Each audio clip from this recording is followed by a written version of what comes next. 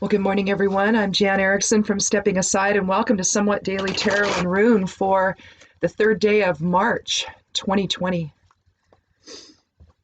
Well, we have a 3 for the month and a 3 for the year, for the day. So a 22 for the year. 22 is the master number for the cosmic builder. So we're expecting profound change or profound soul level manifestation this year. But the 3 is special. The 3 is it figures prominently throughout all of creation.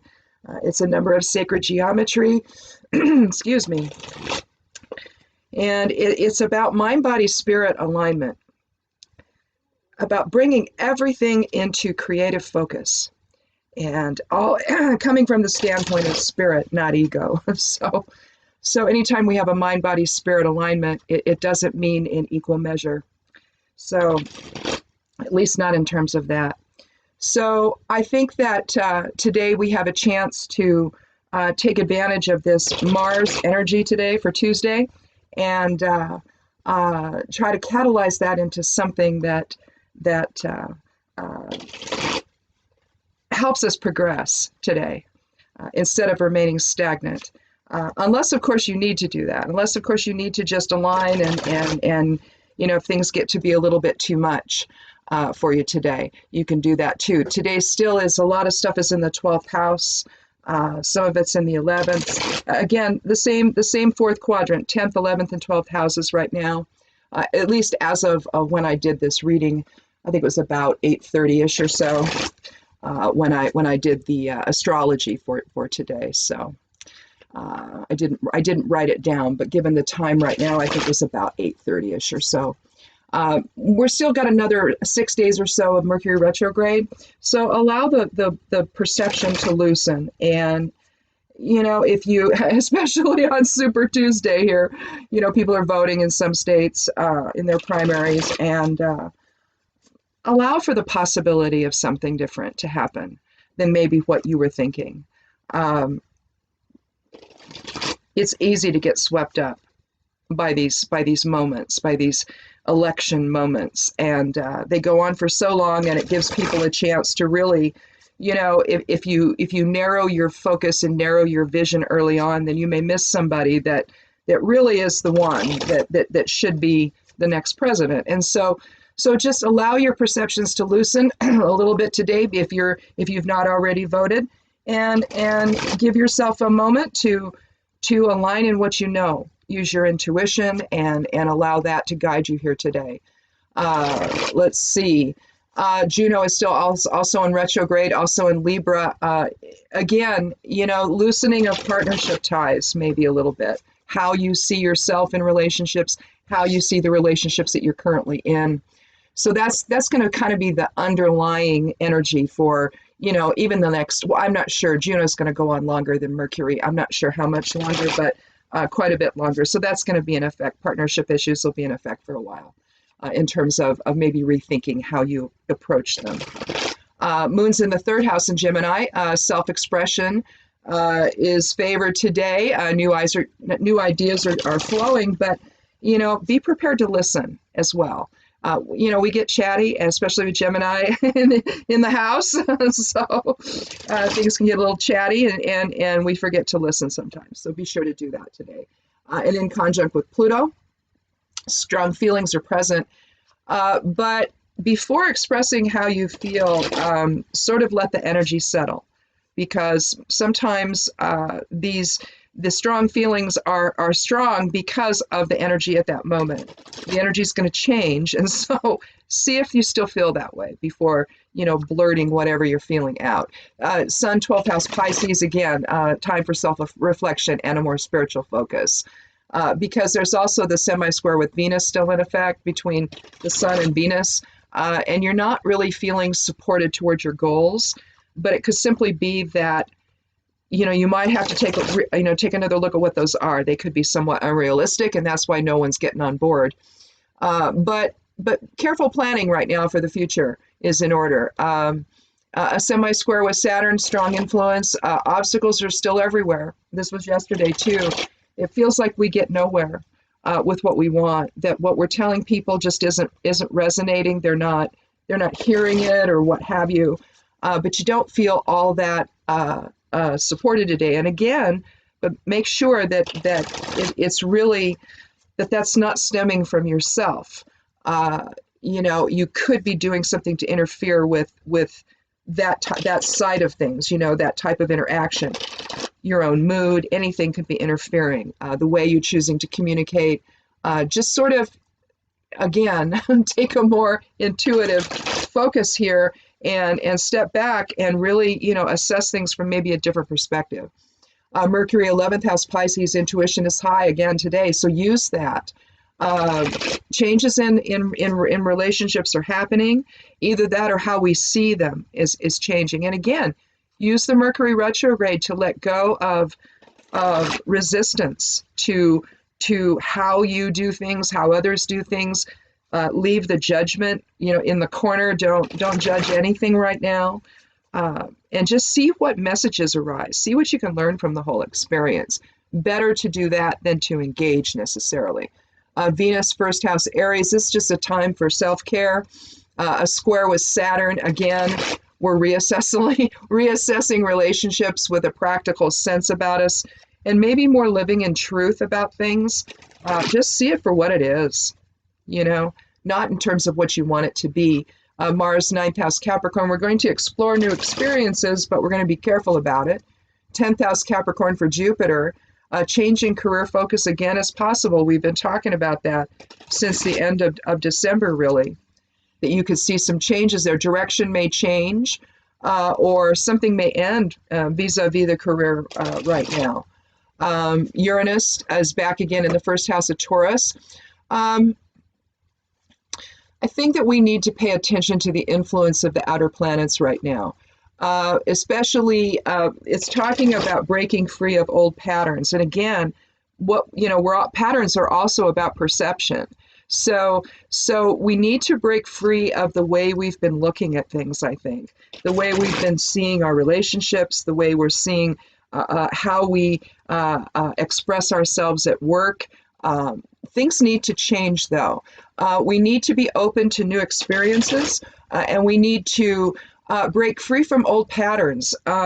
Again, with the 22-year, profound change could be in order here. And where we're going to come out at the end of this year could be in a very different place than where we are right now. And realistically, that would be a good thing. The semi-square with Neptune is still having a medium effect. I'll stop mentioning it when it gets to a weakened effect, but I don't see that happening anytime soon. There is deception at work. There's been an underlying layer of deception. Either we're deceiving ourselves or someone else is deceiving us about things. Again, Mercury retrograde and Juno retrograde can loosen those bonds and the perceptions of how we see ourselves in relationships, who we choose to partner with. All of that is in flux right now. And you need to have a more spiritual approach to things. In other words, spirit needs to inform the process rather than being, in the reactionary, egoic response all of the time. We need to respond from higher self. Sextile North Node and trine the South Node with Uranus, change is going to happen easily right now. But our true purpose may be revealed. And taking that more reflective inner focus and coming from the standpoint of higher self, it changes how all of that happens. It changes just how you see everything. And maybe you're not as reactionary. Maybe you just take a more dispassionate observer role and not judge at all either way. That's likely what should happen. But that's a tough one, isn't it? It really is. Neptune, 12th house Pisces, again, inner focus, a spiritual focus, maybe a new meditation program. I just did a book, Shifting Perception. I just published it. It talks about shifting perception away from the ego and into a more higher self focus. We see when we're in the ego phase of things, other people become the other instead of the other side of self. When you resolve that and you move from the standpoint of spirit and you perceive from the standpoint of spirit, suddenly the other that we see as someone else is now the other side of self. and someone to embrace and learn from, and try to understand what's going on with that person, because that's all part of your own collective experience, you see. So basically, that's why I say take this inward focus now. Let the outer planets' messages inform you, because they're taking us in into a higher frequency of perception and experience, one that's based on spirit and not on ego. Again, breaking away from the old patterns. And the old paradigm is basically ego based. It's patriarchal based. It's us versus them based, right? You just because you like a candidate doesn't mean you need to become a cult follower of the candidate. You see what I'm saying? We get too swept up, too caught up in something, and we lose all manner of discernment. So again, use this time to loosen some of that and be able to see things just a little more realistically. Chiron, 12th house Aries, it's a time for healing, but with Aries involved, it's not going to be easy. Woundings are going to be very deeply felt right now, and it's just best to understand the truth of it and let it go if you can. I mean, any part of it, let it go. Square with both the north and south nodes of the moon. Life's changing now. We're reflecting on past relationships, facing our fears and moving on. Letting go of old wounds that keep us from really understanding our true purpose here. Right now it's the time of ascension. It's the time where the planet's ascending and the time where we're ascending. And so we have to let go of egoic reaction and move, firmly into a spirit-based experience. We would see a lot of this conflict, all the division would go away.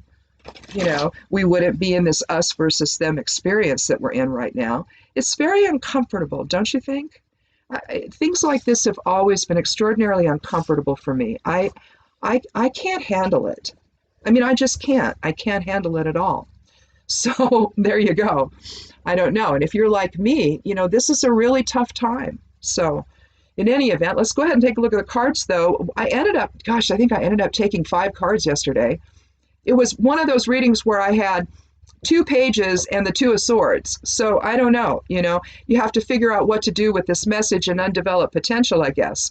But we just needed more information about it. So I ended up modifying and each of the pages to see what other information we could get. And it ended up being something, I think, on the career front, which is something we've been talking about, So in any event, let's do the first 3 cards, though, and see what we have.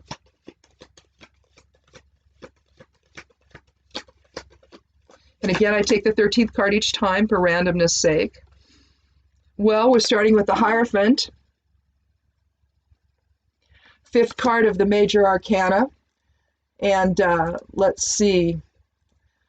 Get back to where my Major Arcana is. Nope, that's the Minor. In case I need to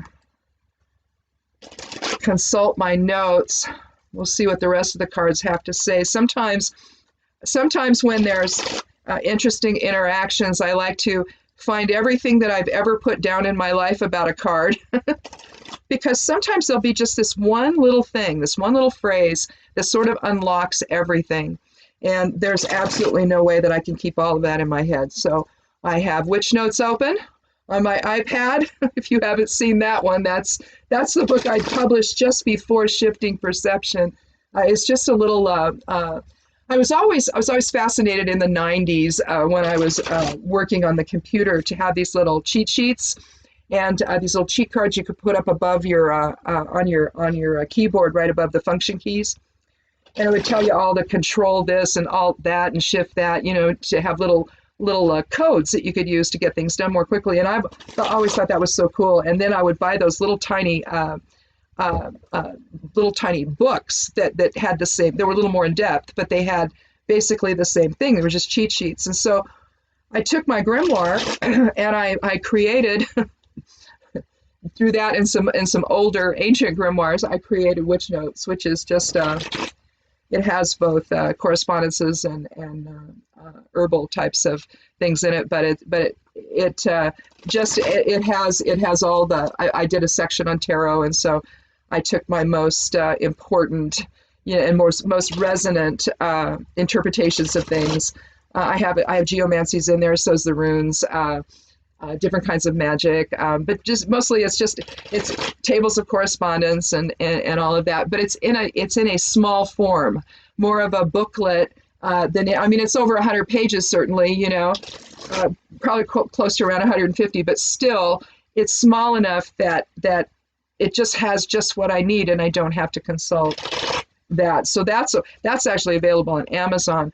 Shifting Perceptions is on Barnes and Noble and Apple and Kobo and all of that. There's a link below here if you want to go check out that book. I also republished Confessions of a Back Porch Herbalist over on the other platforms. And so if you're interested in seeing that one as well, that one's out now as well, the second edition. So actually 2 are out. But in any event, let's move on. I got sidetracked there. I'm sorry. When you self-publish, you have to shamelessly self-promote. Otherwise, nobody knows what you've done. You don't have a publisher doing it. Well, we've got the 2 of Swords again today. So we had her yesterday. So again, alignment, decisions. Swords is the air element, so it's about balance and reason and fairness and justice. You know, and we've got the Hierophant, you know, and we're talking change and divine wisdom and mastery and all of that. So let's see what the third card's going to be.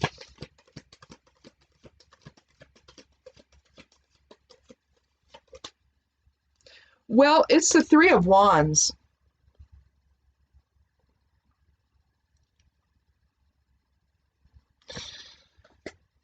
I think that in the Toth deck, I think Crowley calls this active waiting. Let me see if that's here.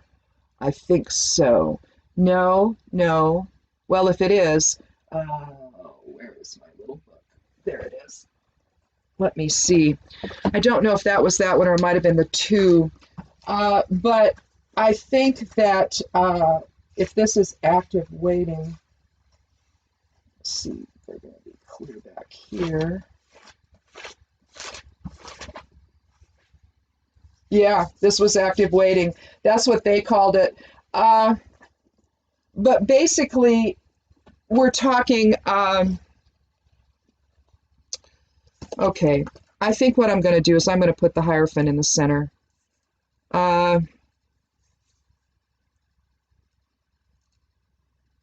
There's the same resonant sense between the 2 and the 3 is why I'm going to put the Hierophant in the center.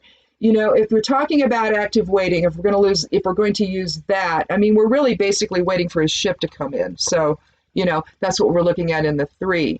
Now, you can see that he's stepped through a doorway of sorts. I want you to notice this right here. You see where the staff comes down here and meets the ground and where it does over here. You can see that he's actually stepped beyond that, hasn't he? So I think at this point, the decision has been made, all right? Whatever decision that we've had to make here. We need to bring our thoughts into balance.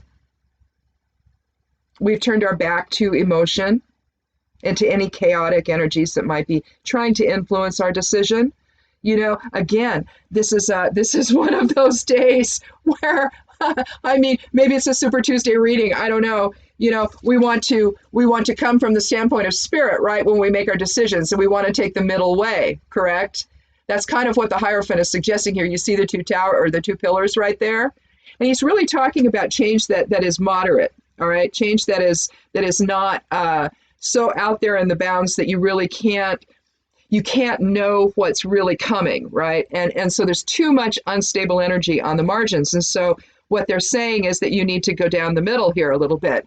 And so you can think the middle way, you can think all of that. But here you have a decision to be made, and you have to do it without the noise, right?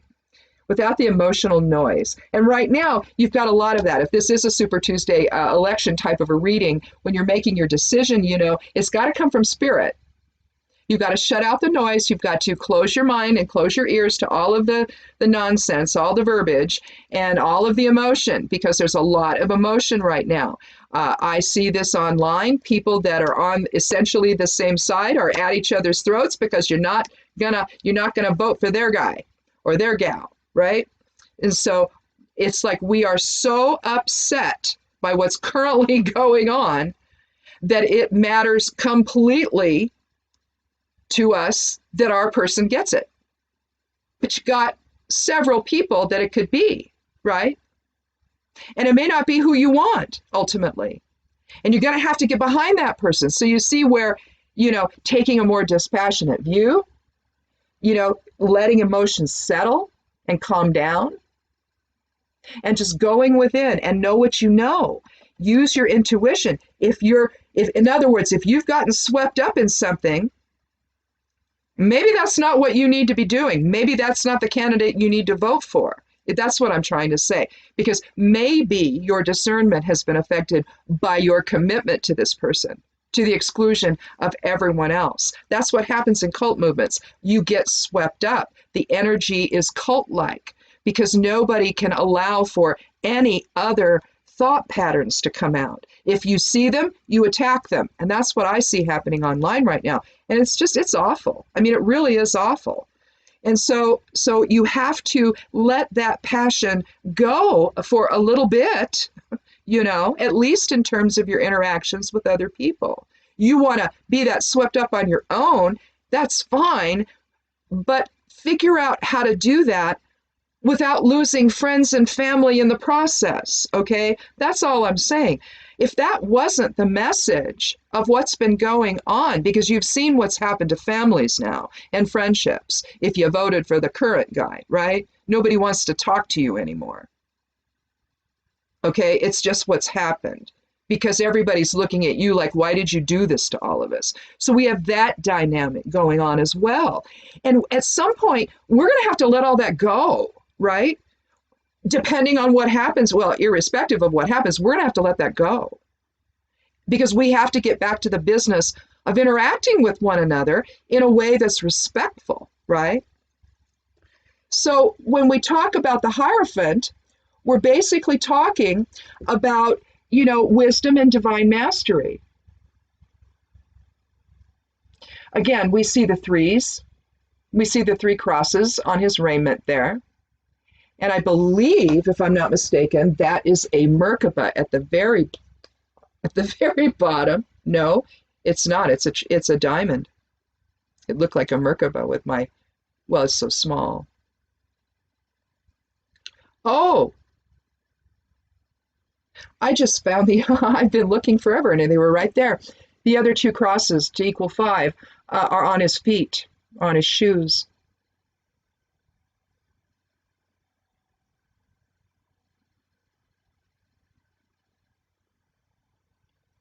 But you see the 3 levels of his crown.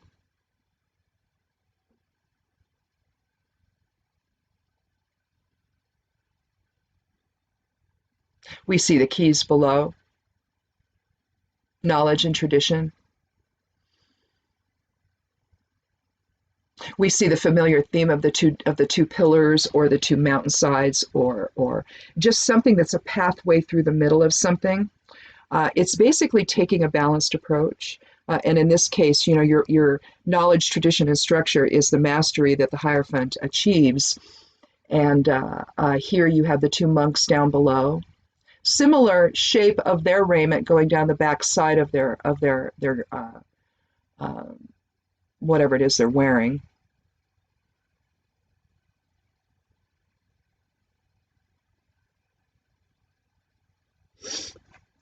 But you're talking about inner knowledge, and we can think about, basically we're talking about the teacher within.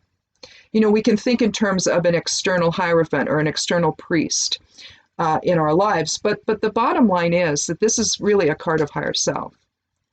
And what this is saying is that higher self needs to inform this decision we need to make here today. Because there may be a new way forward. We need to walk through a different doorway, maybe. as we look out on the horizon towards something new, we need to be able to see our future. And while we're never going to have a full, understanding of what that's going to be going forward, unless you're completely psychic and intuitive, and then, you can kind of play a lot of things out. But not everybody can do that. And so I think initially you just have to go within and allow higher self to let you know what it is you need to do. Because times are confusing right now. We have Yura, the 12th rune of the Elder Futhark, again, a 3 energy. It's the light of spirit, both inward and outward, but we have Kenaz in both directions, don't we? Forward and reversed.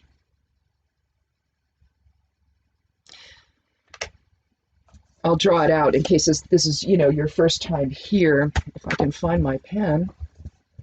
What have I done with it? Well, here's one here.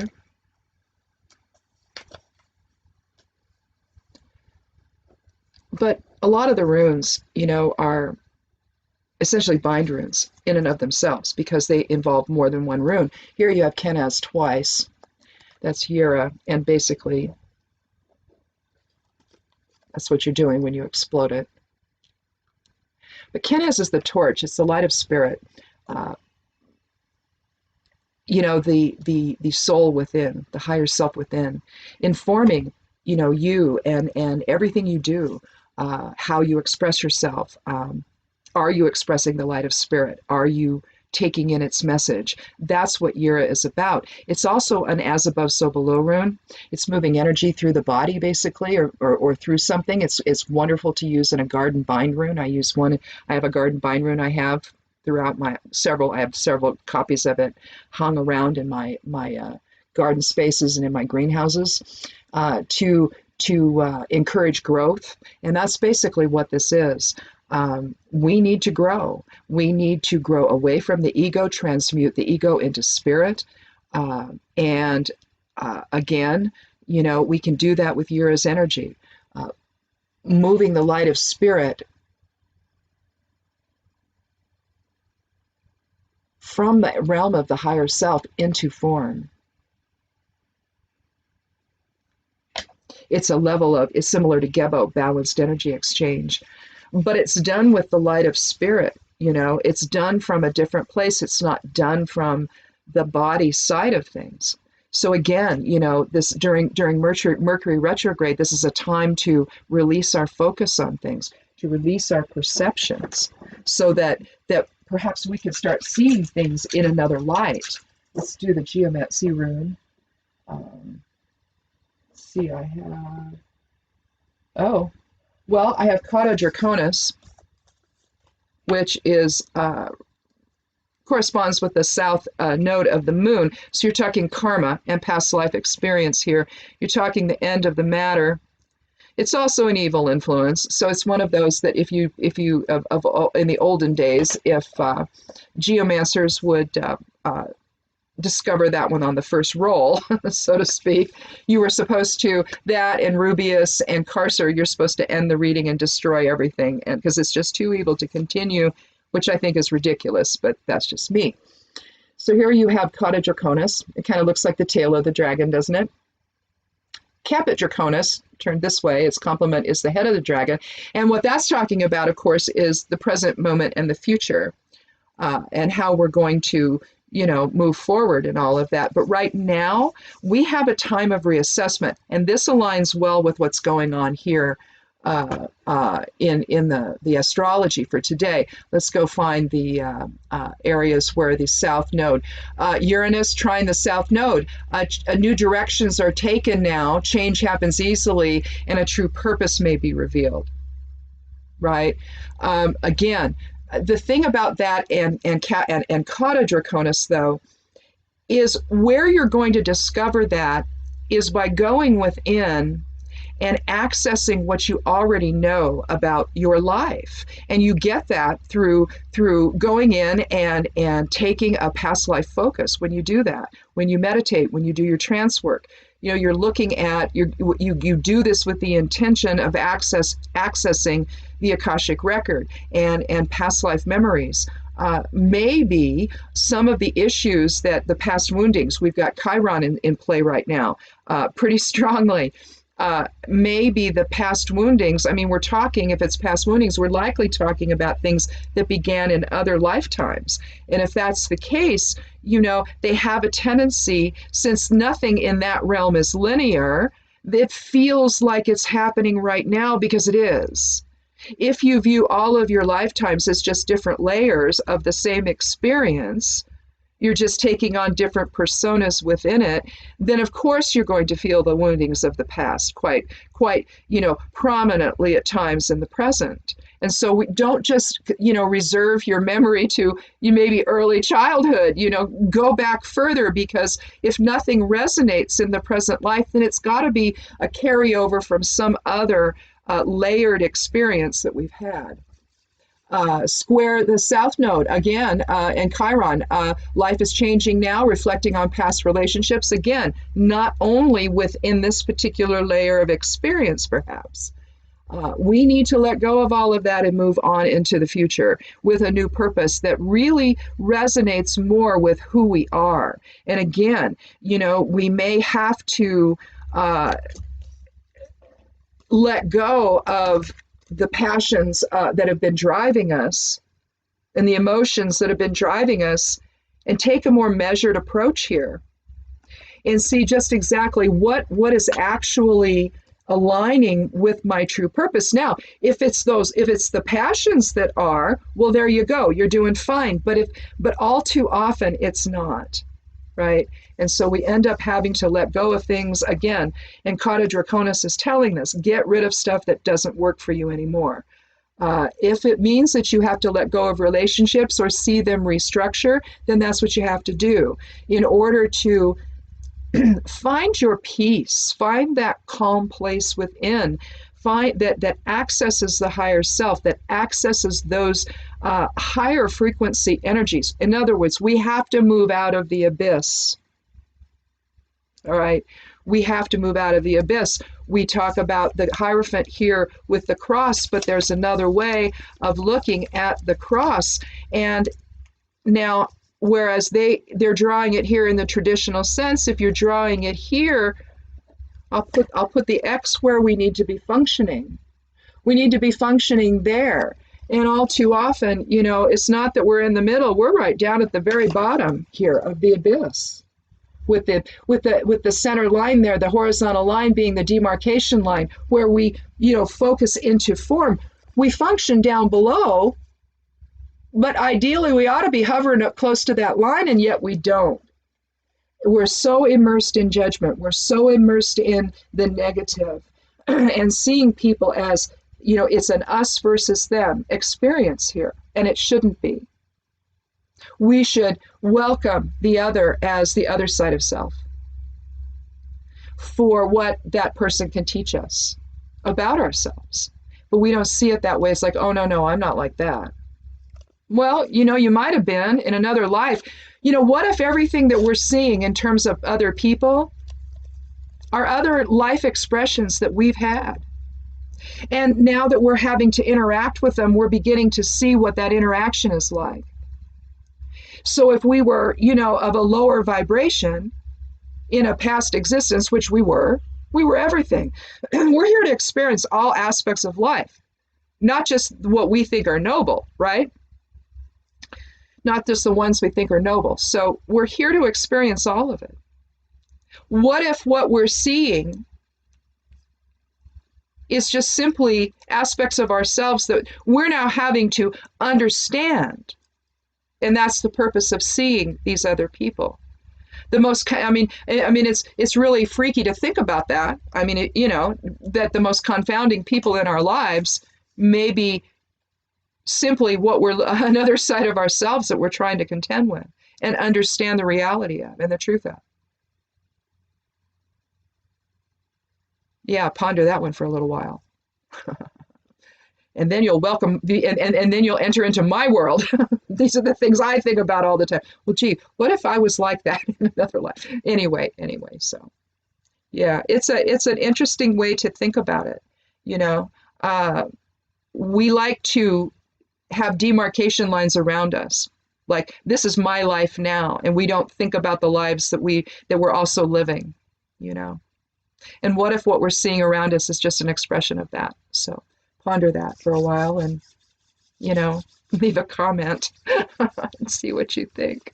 Anyway, I guess that's enough heresy for today. Anyway, we'll connect again tomorrow. The correspondences did go up yesterday. I hope you saw those. The ones that I'm going to do for today will go up here while I'm watching this. And I guess so far I didn't have jury duty. I'll check in again tonight and see. I don't know if I do. I'll let you know if I have to go in. But so far I haven't had to.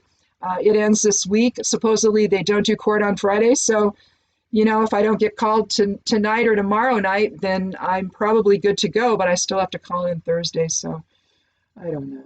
Anyway, I'm starting to get the cold back, so it's probably not a good idea that I even go. So hopefully I won't get called in and I won't have to make that decision, because it will be one I agonize with. Be, oh, am I really sick enough? It's like, no, if you're sick at all, you don't go around people. It's very simple right now. We have to be very, very careful. So in any event,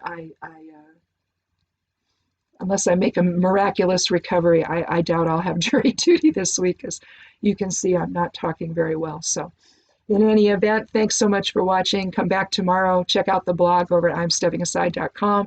Lots of things. The weekly Rune and Moon is up, the monthly tarot, the monthly geomancy. If you want to see what, you know, this whole Kata Draconis business is all about, you can look at the monthly geomancy report. There's also a link there to take you to another post on building a geomancy shield chart if you want to see that, how I do that. And but in any event, check out the books, the whole shameless book plug thing, how I work that in. Oh, Lord. Anyway, the life of a writer. I don't know. But if you check those out, both Confessions of a Back Porch Herbalist, the re-release of that, and Shifting Perceptions, the new one, it might help you with some visualizations and affirmations, learn how to shift away from a more egoic response and one that's more higher self. So in any event, thanks so much for watching. Be good to yourself, be good to one another, and blessed be.